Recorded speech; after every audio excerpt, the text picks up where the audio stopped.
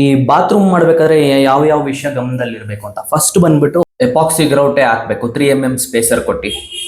ಬೇಕಿರೋರು sunken ಮಾಡಿದ್ರೇನೆ ಈ level match ಆಗೋದು. Bathroom level ಇದಕ್ಕಿಂತ ಒಂದು ಅರ್ಧ ಇಂಚ್ ಕಮ್ಮಿ ಇದ್ರೆ ಒಳ್ಳೇದು. ಇಲ್ಲಿ ಅಕಸ್ಮಾತ್ ನೀವು ತೊಳಿಬೇಕಾದ್ರೆ ನೀರು ಆಚೆ ಹೋಗಬಾರ್ದು ಅಂತ ಈ ಗ್ರಾನೈಟ್ ಪೀಸ್ ಇಟ್ಟಿರ್ತಾರೆ. ಈ ಬಾತ್ರೂಮ್ ಡೋರ್ಗೆ ಯಾವತ್ತು WPC ನೇ ಯೂಸ್ ಮಾಡಬೇಕು, ನಾರ್ಮಲ್ ವುಡ್ ಯೂಸ್ ಮಾಡಬೇಡಿ, ವುಡ್ ತಿನ್ನಕ್ ಸ್ಟಾರ್ಟ್ ಆಗ್ಬಿಡುತ್ತೆ.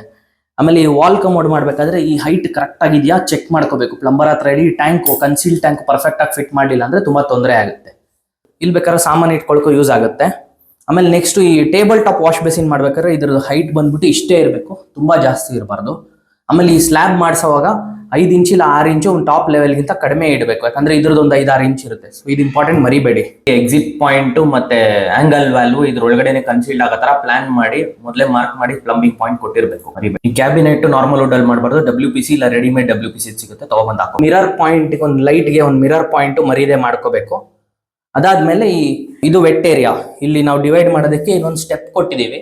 ಅದಾದ್ಮೇಲೆ ಇಲ್ಲಿ ಸ್ಕ್ರೀನ್ ಬೇಕಾದ್ರೂ ಹಾಕ್ಬೋದು ಈ ತರ, ಇಲ್ಲ ಗ್ಲಾಸ್ ಬೇಕಾದ್ರೂ ಹಾಕ್ಬೋದು.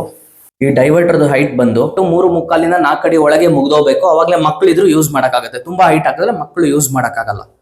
ಇದು ಬಂದ್ಬಿಟ್ಟು ಆಕ್ವಾಮ್ಯಾಕ್ಸ್ ಅನ್ನೋದ್ರಿಂದ ಇದು ಹ್ಯಾಂಡ್ ಶವರ್ ಸಪ್ರೇಟ್ ಬರುತ್ತೆ, ನಾರ್ಮಲ್ ಅಂದ್ರೆ ಹ್ಯಾಂಡ್ ಶವರ್ ಇಲ್ಲಿ ಬರುತ್ತೆ. ಈ ವೆಟ್ ಏರಿಯಾ ಅಲ್ಲೇ ಈ ಸ್ಟ್ಯಾಂಡ್ ಬೇಕಾದ್ರೆ ಇಟ್ಕೋಬಹುದು, ಇಲ್ಲ ಡ್ರೈ ಏರಿಯಲ್ಲಿ ಇಟ್ಕೋಬಹುದು.